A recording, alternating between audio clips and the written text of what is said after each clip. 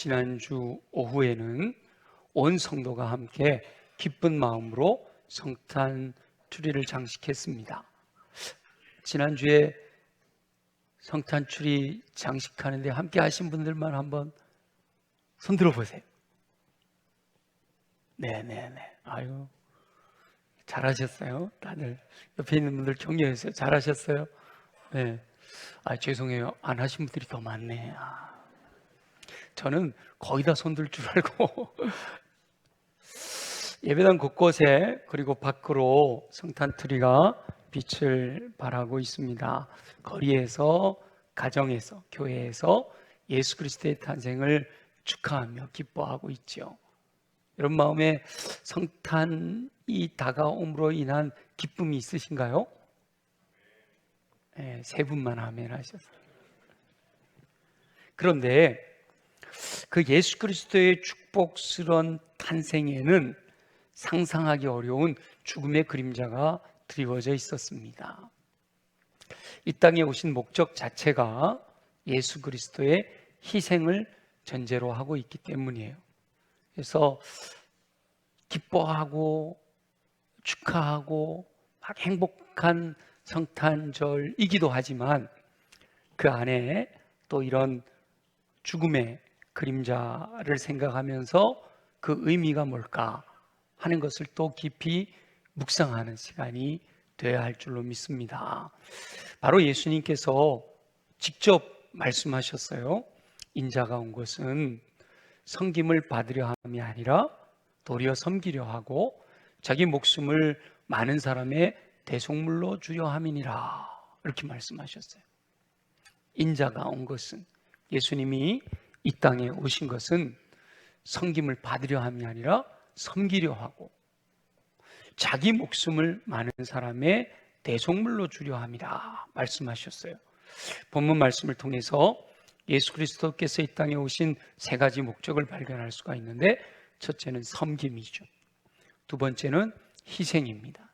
그리고 세 번째가 대속이에요. 첫째, 예수 그리스도께서는 이 땅에 섬기려고 오셨다라는 겁니다. 예수 그리스도는 원래 여호와 하나님의 본체이십니다. 우주 만물을 창조하신 창조의 주님이세요. 저와 여러분은 피조물이잖아요. 그럼 여호와 하나님께서, 창조주이신 여호와 하나님께서 이 땅에 오신다면 섬김을 받으셔야 할까요? 섬기셔야 할까요? 잘 모르시는구나. 이렇게 물어볼게요. 섬김을 받으셔야 할까요? 섬김을 받으셔야 할까요? 선택의 여지가 없어. 창조주 하나님이시면 피조물에게 왔을 때 당연히 뭐예요? 섬김을 받으셔야 하는 거예요. 그게 마땅한 거예요. 그런데 원래 여호와 하나님의 본체이신 예수 그리스도께서 이 땅에 인간의 몸을 입고 오신 것이 당연히 받아야 할 섬김을 받으시기 위해서가 아니라는 거예요. 오히려 섬기러 오셨다라고 말씀하세요. 예수 그리스도는 공생애의 모든 순간을 이 땅의 죄인들을 섬기는 삶을 사셨습니다. 예수님이 말로만 하신 게 아니라 진짜로 섬기는 삶을 사셨단 말이에요. 예수 그리스도의 섬김을 통하여 소외된 영혼들이 기쁨을 얻었습니다. 고통에 매여 있는 영혼들이 행복을 찾았습니다. 절망 가운데 있던 영혼들이 소망을 갖게 되었습니다. 그러나 정작 예수 그리스도는 머리둘 곳조차 없는 삶을 사셨다는 말이에요. 머리둘 곳조차 없었다라는 말은요, 집도 없었다 이 말이에요. 백성들을 가르치시고 병든 자를 고치시고 하나님의 나라를 전파하시는 삶을 사시느라고 어떤 때는 식사하실 겨를도 없으셨대요. 여러분, 어떤 일을 하면서 밥 먹을 시간도 없이 일해보신 적이 있으신가요? 밥 먹을 겨를이 없을 정도로 일하는 경우가 있잖아요, 그죠? 근데 줄곧 그렇게 살아가기는 쉽지 않잖아요. 예수님은 이 땅에서 사시는 동안에 그러셨다. 백성들을 가르치시다가 다른 동네로 가시기 위해서 배를 타고 건너실 때는 너무 피곤해서 세차게 불어닥치는 풍랑 가운데서도 곤히 잠드셔야 할 정도였단 말이죠. 시장통에 이렇게 지나가다 보면 좌판을 깔아놓은 어르신들이 이걸 파는데 사람들이 별로 신경을 안 쓰면 지나가고 그러면 거기 앉아서 뭐 하시는지 아세요? 조는 경우 있어요. 새벽같이 나와서 앉아 있다 보니까 잠이 부족해서 조시는 거예요. 예배 시간에 조는 건 왜 조는 거예요? 어젯밤에 잠을 못 주무셨어. 너무 피곤해. 예수님처럼 너무 열심히 살다가 피곤해 지치신 거예요? 예수님은 정말 견디지 못할 정도. 막 비바람이 불어쳐서 배가 요동을 치는데도 배에서 고물을 빼고 주무실 정도로 정말 섬기는 삶을 사셨단 말이죠. 그럼에도 불구하고 예수 그리스도의 말씀을 듣고자 하는 영혼들을 위해서 끊임없이 섬기는 삶을 사셨습니다. 최후만찬 자리에서 보여주신 섬김의 본은 말할 필요도 없죠. 선생으로서 당연히 섬김을 받아야 되지만 종들이나 하는 제자들의 발을 씻겨주시는 거죠. 그러면서 내가 너희에게 한 것처럼 너희도 다른 사람에게 그리 행하라 말씀하셨잖아요. 예수 그리스도의 섬김의 최고봉은 십자가였습니다.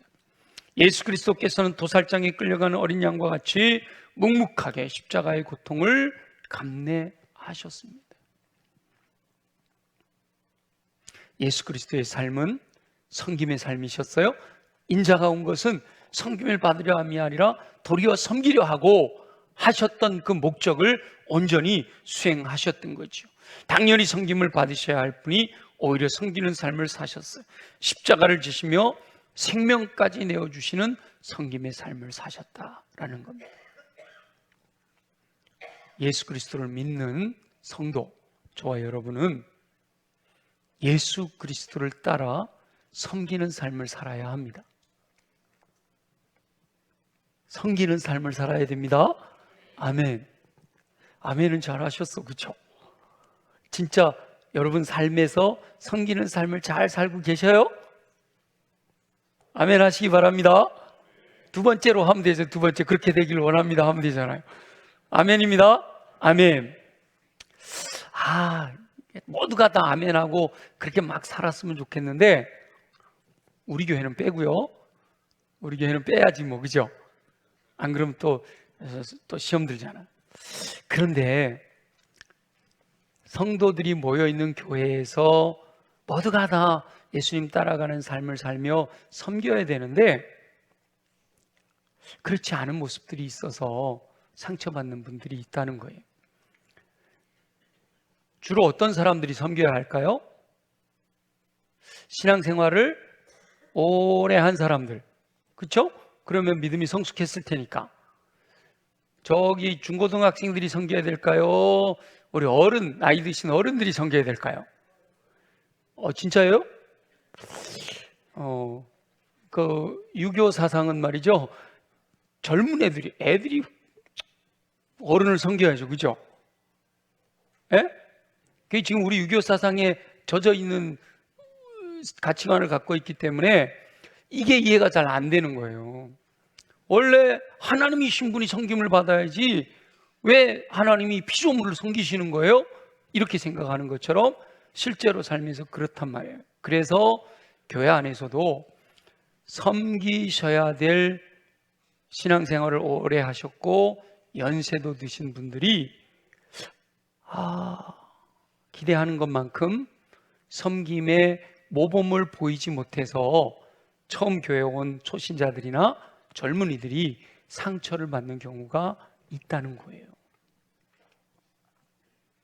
성숙한 어른들이 믿음이 연조가 오래된 믿음의 사람들이 먼저 겸손히 섬기면서 좀 잘못해도 처음엔 그런 거야, 아직 어려서 그런 거야 포용하고, 조금 잘하면 잘한다, 야 교회 나온 지 얼마 안 됐는데 그렇게까지 해? 야 아직 어린데 대단하다, 이렇게 격려하는 모습을 보이면 그 젊은이들이나 초신자들이 그 성숙한 어르신들의 모습을 보면서 배우는 거거든요.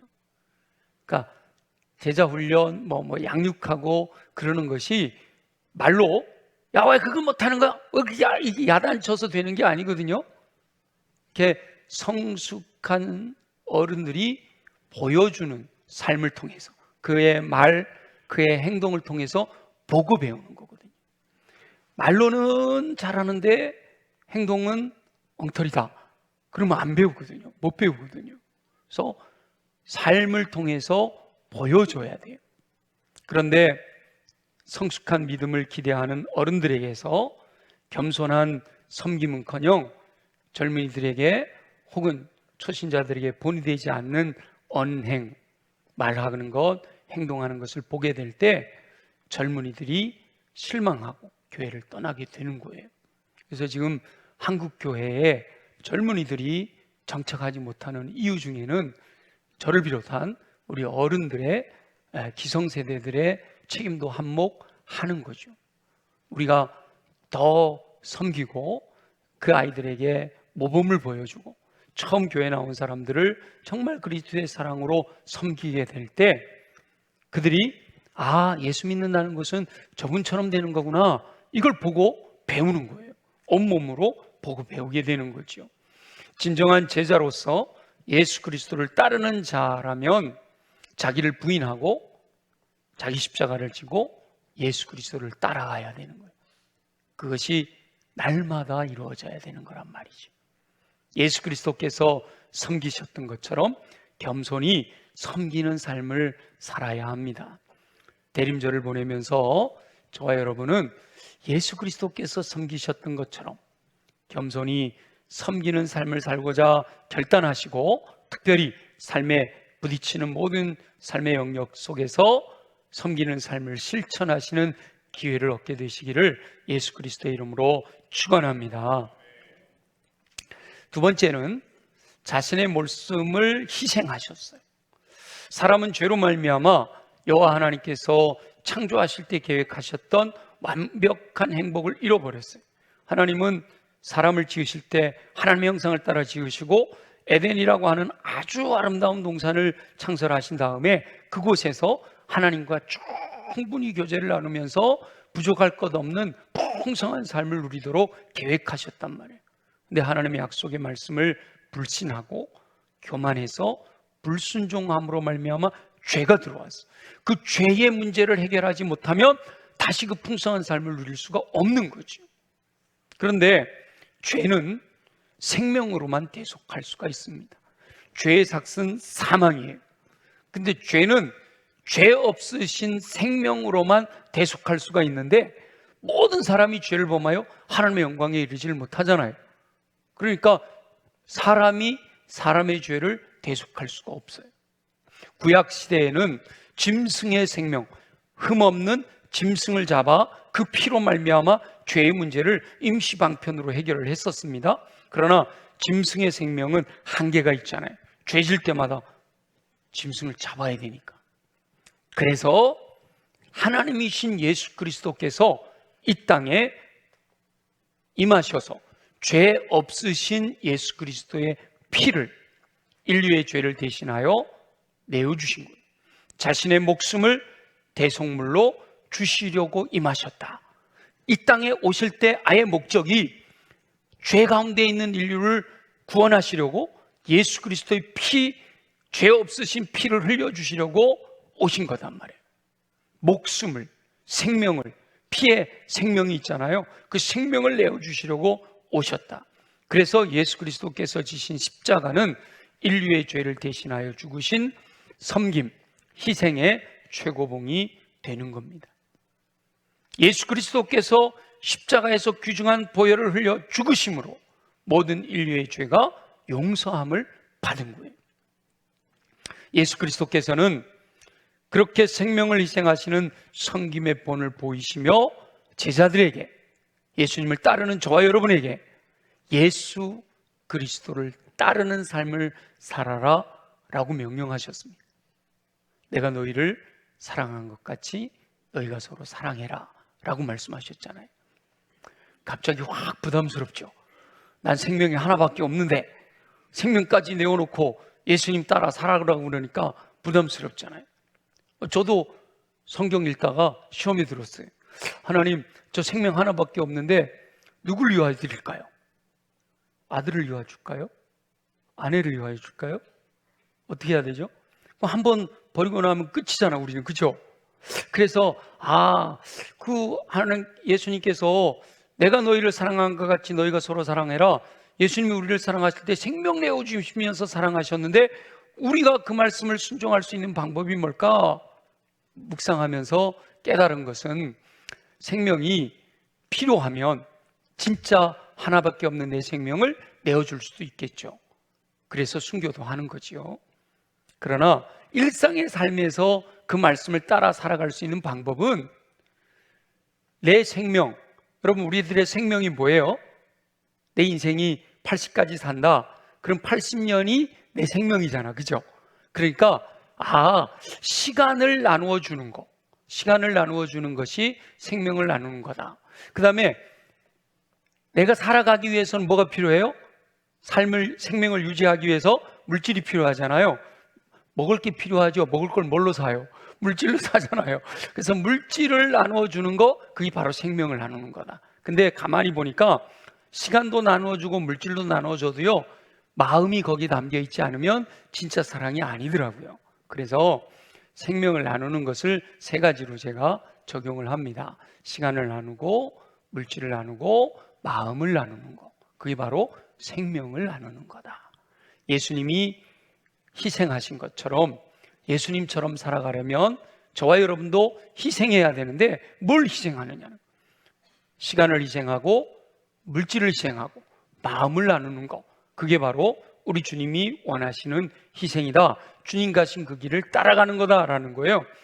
풍성한 삶을 알지 못하는 이들을 깨닫게 하기 위해서 우리 밖에서 아직도 방황하고 떨고 있는 그들에게 이 우리 안으로 들어와 함께 풍성한 삶을 누리도록 하기 위해서는 우리가 그들에게 다가가서 예수 그리스도처럼 희생하며 섬기는 삶을 살아야 한다라고 말씀하시는 거예요.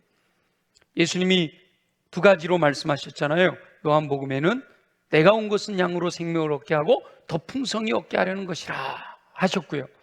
오늘 마가복음에는 뭐라고 그랬죠? 인자가 온 것은 섬김을 받으려 함이 아니라 섬기려 하고 자기 목숨을 많은 사람들을 위하여 내어주려 함이냐 말씀하시잖아요. 저와 여러분은 예수 그리스도께서 생명을 희생하시며 섬기신 삶의 모범을 따라 주변의 영혼들을 희생하며 섬겨야 할 줄로 믿습니다. 구원의 길을 알지 못하고 방황하는 영혼들을 구원하는 일은요, 가장 큰 섬김이에요. 여러분, 우리가 물질도 나눠주고 막 다 중요하지만 그 영혼을 구원하는 게 가장 큰 섬김이다 말이죠. 그러나 그 영혼을 구원하는 섬김을 위해서는 그들의 마음이 열려져야 되잖아요. 문 밖에서 두드릴 때 마음을 열고 예수 그리스도를 영접해야 되잖아요. 그 마음을 여는 작은 섬김이 바로 희생이다. 희생이 필요한 거예요. 우리 토요일이면 예배당 옆을 지나다니는 차를 운전해 가거나 걸어 다니는 분들에게 끊임없이 사랑을 베푸잖아요. 여름에는 아이스크림도 줘, 시원한 생수도 줘. 어제부터요 붕어빵 시작했어요. 붕어빵 드시기 원하시는 분들은 요 옆을 지나가시면서 마스크하고 모른 척하고 교인이 아닌 것처럼 하고 받아가셔도 돼요. 한 바퀴 또 돌면 또 받아도 돼. 예, 붕어빵, 어묵, 이렇게 끊임없이 섬김을 통해서 그 지나다니는 분들의 마음이 열려지게 하는 거예요. 근데 이제 교회에서 전체적으로 하는 거고, 여러분들이 개인적으로 여러분 주변에 있는 사람들, 여러분이 사랑하는 영혼들을 마음을 열도록 끊임없이 섬겨야 되는 거예요. 말로 사랑한다, 말로 예수 믿어라, 이것도 중요하지만 그들의 마음들이 열려지려면요, 끊임없이 섬겨야 되는 거예요. 시간을 들여서 함께 해주고, 물질을 들여서 밥도 사주고요, 커피도 사주고요. 커피 살 때는 어디 가서 사야 될까요? 배신으로 가세요. 네. 그렇게 하면서 끊임없이 마음을 나누어 줘야만, 그래야만 이렇게 마음이 열려지는 거예요. 밥 살 때는 어디 가서 사라고요? 비밥이나 또 어디요? 이 새로 생겼잖아. 네? 해달별. 그리고 종순례도 가야죠. 그죠? 예. 계속해서 섬기는 거예요. 섬기는 거. 희생이 필요한 거예요. 예수 그리스도께서 저와 여러분을 섬겨주신 것처럼 저와 여러분도 주변에 멸망의 길을 가고 있는 영혼들을 위해 희생하며 섬겨라 라고 말씀하시는 거예요. 대림절을 보내며 먼저 가까운 가족에게부터 섬기지 못하는데 저 멀리부터 섬기겠다? 이게 어불성설이라고 그러잖아요. 가까운 가족부터, 그리고 내 주변에 있는 동료들부터 시작해서 먼 곳에 있는 소외된 영혼들에게까지 이르도록 희생하며 섬기는 삶을 통해 예수 그리스도의 탄생의 목적을 이루어드리는 저와 여러분 되시기를 예수 그리스도의 이름으로 축원합니다. 세 번째는 자기 목숨을 많은 사람을 위한 대속물로 주셨다, 이렇게 말씀하셔요. 여기서 많은 사람이라는 게 중요한 거예요. 예수 그리스도께서 비유로 여러 가지로 말씀하셨는데 한 알의 밀알 비유를 말씀하셨잖아요. 얼마 전에 함께 나눴던 말씀이죠. 한 알의 밀이 그대로 있으면 한 알뿐이에요. 근데 이 한 알의 밀이 뭐예요? 땅에 떨어져 죽으면 많은 열매를 맺는다, 이렇게 말씀하셨잖아요. 자, 오늘 말씀하고 연결시켜 보세요. 한 알의 밀이 떨어져, 이게 뭐예요? 섬김을 받으려 함이 아니라 낮아서서 섬기려고 하시는 거예요. 죽으면 뭐예요? 자기 목숨을 내어놓으시는 거예요. 그리고 많은 사람에 대해 속물이에요. 많은 열매를 기대하신다라고 하시는 거죠. 예수 그리스도께서는 말씀하신 대로 정말 하나의 밀알이 되셔서 섬기시고 희생하시고 많은 사람들을 위한 대속물로 드리신 거예요. 예수 그리스도의 죽음을 통한 희생은 죄인을 대속하고 많은 사람을 구원하고자 하시는 목적이 있으셨던 겁니다. 예수 그리스도께서 첫 열매가 되신 것은 이후에 수많은 풍성한 열매를 거두고자 하시는 목적이 있으셨던 거예요. 그래서 양으로 생명을 얻게 하고 더 풍성히 얻게 하려는 것은 거기서 끝나는 게 아니라 그 풍성한 삶을 누리는 분들이 우리 밖에 있는 영혼들을 다시 우리 안으로 끌어들여서 함께 풍성한 삶을 누리게 하시려는, 더 많은 사람들이 대속을, 구원을 얻게 하시려는 목적이 있으셨다라고 하는 겁니다. 저와 여러분이 예수 그리스도와 같이 섬기고 희생할 때 수많은 영혼을 구원하는 은혜가 임하게 될 줄로 믿습니다. 예수 그리스도께서는 많은 사람의 대속물로 자신을 희생하셨다라고 말씀하십니다. 하워드 핸드릭스라고 하는 유명한 신학자가 있습니다. 미국 달라스 신학교에서 인기 있는 교수였고요, 리더십 분야에서 탁월하게 영향력을 끼치는 유명한 분인데, 이 하워드 핸드릭스가 어린 시절에는 편모스라에서 성장했습니다. 엄마 한 분밖에 없었다는 거죠. 그래서 고독하고 불량기 있는 아이로 성장을 했어요. 엄마는 늘 아침에 출근하고 밤에 들어왔기 때문에 이 하워드 핸드릭스는 늘 혼자 놀았다고 해요. 그런데 9살 되었을 때 한 청년을 만나게 됩니다. 혼자 골목에서 구슬치기 하며 놀고 있는 이 핸드릭스 곁에 한 청년이 다가와서 내가 놀아줄까? 그러면서 구슬치기를 같이 하면서 놀아줬다는 거예요. 이 아이가 그 청년에게 호감을 갖게 되었고, 그 청년이 이끄는 대로 교회에 나가게 되었습니다. 어린아이였던 핸드릭스와 놀아주던 이 청년이 교회 학교에서 교사를 하고 있던 월터라는 선생님이었습니다. 이 월터라는 청년은 하워드 핸드릭스를 교회 학교 자기 반에 영입하고 극진히 돌보면서 친구처럼 예수님이 제자들에게 하신 것처럼 섬겨주고 희생하고 돌봐주었어요. 두 사람의 관계는 그 한 해에 끝나는 것이 아니라 계속 이어져서 이 하워드 핸드릭스가 그 혹독한 사춘기와 청년기를 지나갈 때도 이 월터가 늘 곁에 있어 주었다고 합니다. 결혼을 하고 나서 하워드 핸드릭스는 목사가 되었고요, 유명한 세계적인 교수가 되었습니다. 그때까지도 이 월터 선생님은 여전히 하워드 핸드릭스의 선생님이 되어서 섬겨주고 계셨다는 거예요. 어느 날 문득 이 하워드 핸드릭스가 자신의 선생님을 새롭게 보는 계기가 되었는데요. 이 월터 선생님을 나중에 살펴보니까 초등학교도 못 나온 분이더라는 거예요. 교회에서 초등학교도 못 나왔으니까 교회 학교 반을 맡겨주지도 않았다는 거예요. 지금은 교회에서는요, 하겠다 그러면 누구든지 시켜주거든요. 안 하겠다 그래서 문제지. 근데 이 미국 사회에서 초창기에는 자격이 안 되는 분들은 교사도 안 시켰던 것 같아요. 무디 이야기도 들어보면 무디도 처음에 교사를 안 시켜줘서 뭐예요? 네가 전도해서 교사해라 이랬잖아요. 그래가지고 거리로 나가서 아이들을 끌고 모아가지고 교사를 해갖고 그 부응하는데, 아마 이 월터 선생님도 반을 맡을 수가 없어서 보조 교사를 했다는 겁니다. 스스로 전도해서 찾은 제자들을 붙잡고 그들을 가르치는 중에 하워드 핸드릭스를 만난 거죠. 이 하워드 핸드릭스를 중심으로 월터 선생님 주위에는 언제나 13명의 아이들이 성장을 하고 있었다고 해요. 그러니까 월터 선생님이 하워드 핸드릭스처럼 이렇게 거리로 나가서 한 명 한 명 만나갖고 모아진 아이들이 13명이었다는 거예요. 근데 그 13명의 제자 중에 9명이나 그 배경은 사생아이거나 편부 혹은 편모 가정에서 성장하는 아이들이었다는 거죠. 그대로 방치했더라면 사회적으로 소외되고 불량한 길을 걸을 가능성이 충분한 아이들이었단 말이에요.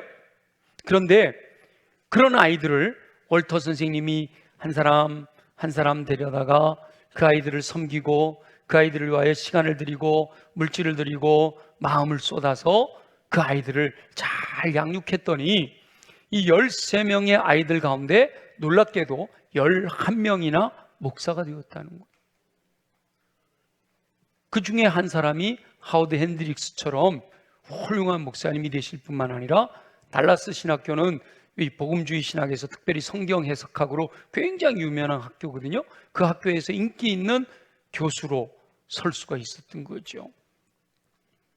그런데 하워드 핸드릭스가 어느 날 교수님이니까, 신학교 교수님이니까 그러니까 미국 교회 전체를 보는 눈을 갖게 됐을 거 아니에요. 그래서 어느 날 이 월터 선생님과 교회의 현 주소를 비교해 보면서 깜짝 놀랐다는 거예요.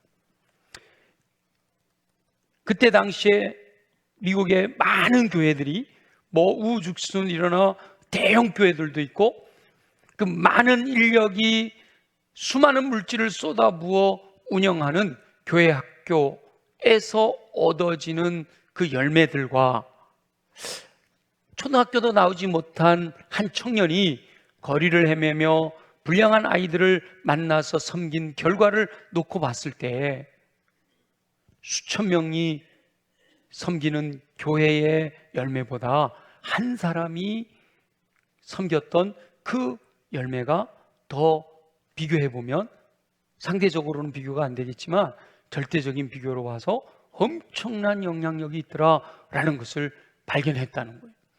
한 사람에게 집중해서 그의 인생을 이끌어 주었던 이 월터의 가르침은 세계 최첨단의 기독교 유학학, 여러 가지 기구들을 가지고 여러 가지 이론과 학문을 가지고 가르치는 그것과 다르더라는 거죠.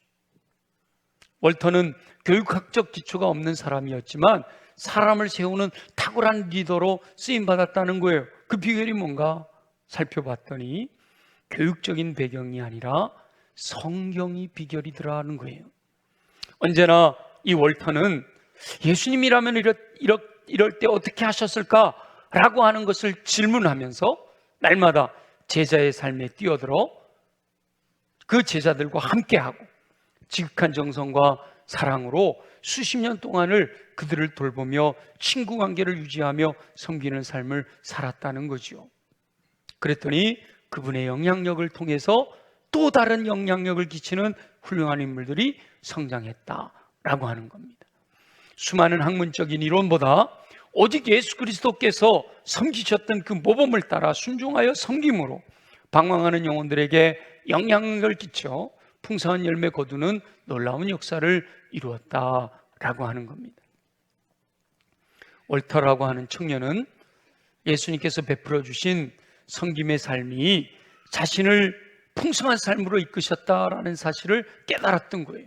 예수 그리스도의 섬김과 예수 그리스도의 희생이 나로 하여금 생명을 얻게 하고 더 풍성히 얻게 하려는 그 목적을 이루셨다는 걸 알았던 거죠. 그래서 이제 우리 밖에 아직 이 풍성한 삶을 모르는 그들을 찾아가서 예수님처럼 섬기고 희생하고 그들을 향해 가까이 나아가 더 많은 열매를 거둘 수가 있었다라고 하는 겁니다. 아직 풍성한 삶을 알지 못하여 방황하고 있는 아이들을 찾아다니며 그들을 섬김으로써 그들을 예수 그리스도께로 인도하는 삶을 살게 되었다라고 하는 겁니다.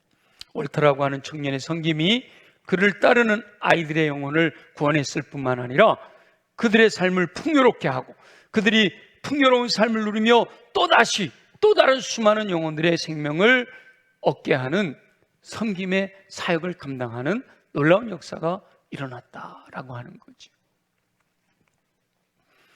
대림절을 보내는 저와 여러분도 예수 그리스도의 삶을 따라가기를 소망하는 저와 여러분도 특별히 이 대림절 기간에 겸손한 섬김과 말로만이 아닌 언행을 통해 나타나는 말 한마디에서도 행동 하나에서도 정말 진실로 낮아져서 겸손하게 섬기는 삶과 목숨까지 드리는 희생, 내 생명 하나밖에 없는 거 드릴 수 없다 할지라도 시간을 드리고 물질을 드리고 마음을 드리는 그 희생과 많은 영혼을 구원하고자 하는 그 열정으로 풍성한 열매 거두는 삶을 살게 되시기를 예수 그리스도의 이름으로 축원합니다. 우리 주신 말씀을 기억하면서 하나님, 예수님이 이 땅에 오신 목적을 그대로 성취하셨는데 하나님, 나를 통해서 예수 그리스도를 따라가는 나의 삶을 통해서 주님이 계획하신, 주님이 뜻하신 일들이 이루어지기를 소망합니다. 우리 다같이 함께 통성으로 기도합니다. 예수 그리스도를 따르는 삶을 통해 풍성한 열매 거두기 원하시는 우리 주 여호와 아버지 하나님, 대림절을 보내며 예수 그리스도께서 오신 목적을 묵상하게 하시니 감사합니다. 예수 그리스도께서 직접 하신 말씀을 통해 그 뜻을 깨닫고 순종하는 삶을 살 수 있도록 은총을 베풀어 주시옵소서. 예수 그리스도께서는 섬기기 위해 오셨다라고 말씀하셨습니다. 실제로 이 땅에서 사역하시는 동안 수많은 섬김의 본을 보이셨음을 깨닫습니다. 예수 그리스도의 섬김과 같이 섬김의 삶을 살도록 은총을 베풀어 주시옵소서. 예수 그리스도께서는 자기 목숨을 내어주시는 희생의 섬김으로 인류를 구원하신 줄 믿습니다. 예수 그리스도를 따르는 제자는 희생을 각오해야 할 줄 믿습니다. 자기의 것을 희생하여 섬기는 삶으로 예수 그리스도를 따르게 하여 주옵소서. 예수 그리스도의 생명을 내어놓으시는 희생은 많은 사람을 위한 대속물이었음을 깨닫습니다. 예수 그리스도의 희생으로 수많은 영혼이 구원을 얻게 되었습니다. 예수 그리스도를 따르는 삶을 통해 수많은 영혼을 구원할 수 있도록 은총을 베풀어 주옵소서. 첫 열매 되신 예수 그리스도를 따름으로 풍성한 열매를 거두게 되기를 소원합니다. 하늘의 밀처럼 땅에 떨어져 죽음으로 많은 열매를 맺어 여호와 하나님께 영광 돌려드리는 대림절 우리의 인생을 살아갈 수 있도록 축복하여 주시옵소서. 허락하실 줄 믿습니다. 감사합니다. 영광을 받아 주시옵소서. 살아계시 역사하시는 우리 주 여호와 아버지 하나님, 오늘도 예수 그리스도의 삶을 통해 도전하여 주시는 주의 음성을 듣습니다. 겸손히 낮아지는 섬김의 삶을 살아갈 것을 말씀하시며 생명을 내어주신 희생을 본받아 시간과 물질과 마음을 나누는 삶을 살아가라고 하시며 많은 사람의 대속물이 되기를 원하셨던 주님, 죽어가는 수많은 영혼들을 살려내어 많은 영혼이 구원 얻는 귀한 사명을 감당하는 우리 모두가 되게 하여 주시옵소서. 그렇게 행하실 주님을 기대하며 나아가오니 우리를 육체를 강하게 하셔서 능히 감당하도록 도와주시기 원합니다. 우리 연약한 부에 손을 얹고 믿음으로 함께 기도합니다. 나사렛 예수 이름으로 명하노니 모든 육체의 질병은 뿌리째 뽑혀 떠나갈지어다. 그리하여 독수리 날개치같이 샘을 공급받아 걸어가도 피곤치 않고 뛰어가도 고단치 않는 강건함으로 주의 뜻 이루게 하여 주옵소서. 가슴에 손을 얹고 기도합니다. 우리의 마음을 무너지게 하는 어둠의 권세들아 예수 이름으로 명하노니 묶임을 갖고 떠나갈지어다. 온전히 우리의 속에 들어와서 이미 나의 마음을 힘들게 하고 고통스럽게 하는 모든 더러운 것들은 예수 보혈의 능력으로 정결하게 깨끗하게 새롭게 될지어다. 그래야 옥토가 준비된 착한 마음 소유하게 하시고 그곳에 임하시는 하나님의 말씀의 씨앗이 떨어져 30배, 60배, 100배 열매 맺는 삶을 향해 나아갈 수 있도록 축복하여 주옵소서. 무엇보다 주님, 우리 힘으로 할 수 없습니다. 성령의 권능으로만 되어지는 줄 믿사오니 사모하는 영혼들마다 성령으로 충만하게 하여 주옵소서. 성령의 불로 임하여 주옵소서. 기름 부어 주시옵소서. 그 배에서 생수의 강이 흘러넘치게 하여 주옵소서. 그래야 성령의 이끄심을 따라 믿음으로 순종하여 나아가 열매를 통해 예수 그리스도의 인격을 갖추어 온전 사람 되게 하시고 성령의 은사로 말미암아 모든 선한 일을 행할 능력을 갖추어 맡겨주신 사명 충성스럽게 감당할 수 있도록 은혜 베풀어 주시옵소서. 그리 행하실 주님을 찬양하고 경배합니다. 영광을 받아 주옵소서. 예수 그리스도의 이름으로 축복하며 기도드립니다. 아멘. 우리 다 함께 일어나셔서 매월 첫째 주일은 우리가 수원성결교회 노래